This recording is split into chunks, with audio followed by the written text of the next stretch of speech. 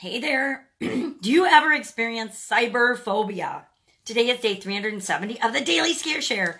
Don't be scared. From the book, Do One Thing a Day That Scares You.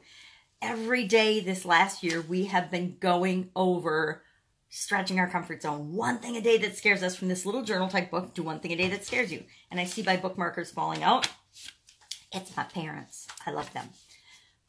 And today is a little quiz day. It's a check mark day, a checklist day, all about cyberphobia. Now, you might be able to figure out what cyberphobia is from the name. I think it's probably a newer terminology than one. I mean, I'm sure 50 years ago, there wasn't a term called cyberphobia, but it means the fear of computers or working on computers.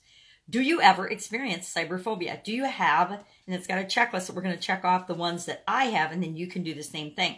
It says, my computer fears. Fear of losing data.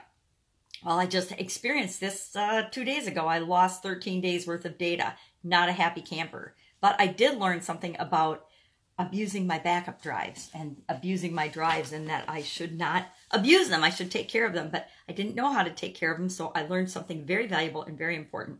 I still have not recreated those 13 days worth of data, and I better get on that before it gets too late. Being a victim of hackers. Have you ever been hacked? Yeah, been hacked too. So crashing. Are you afraid of your computer crashing? The blue screen of death. Yep, I've experienced that. How about forgetting your password? I'll tell you right now, I have a book, a purple book that has all my passwords in it. I have to, because I would never remember them all. So I hate when I forget my passwords. I don't know about you. I'm not really afraid of it, but it is annoying and frustrating. But I can't possibly remember them all because every site we ever go on pretty much needs another password these days. And they all have different guidelines as to how you have to create those passwords. How about receiving spam? Nobody likes to receive spam, right? How about a fear of transmitting spam? Have you ever been a spammer?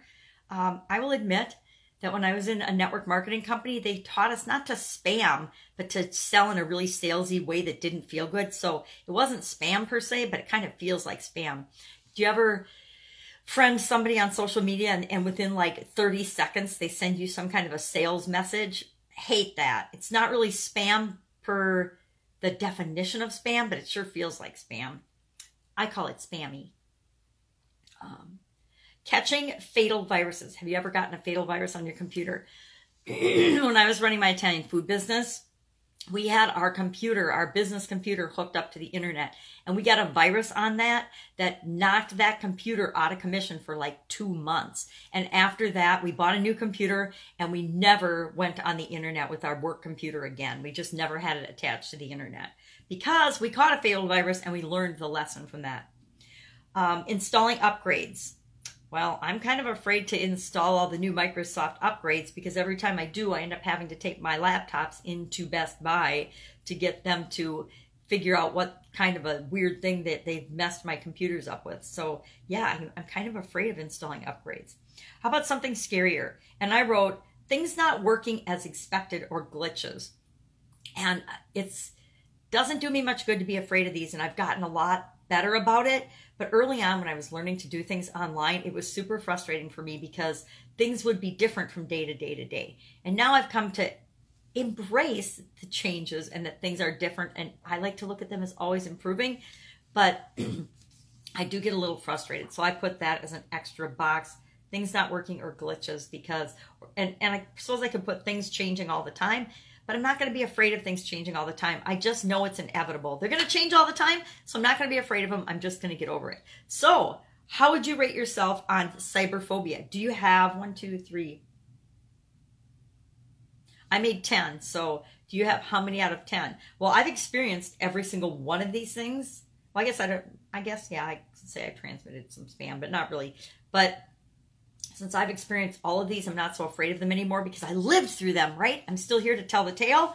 Therefore, it didn't kill me, and anything that doesn't kill us, including death, makes us stronger. So, cyberphobia. Are you going to let it stop you? On a scale of 1 to 10, how much are you going to let it even slow you down? I don't even hardly let it slow me down anymore. I just am like, okay, I got to find a different software program because this one's giving me problems and it's not working anymore. Okay, I need to go to Best Buy because my computers aren't working anymore since I did the upgrade. What am I going to do?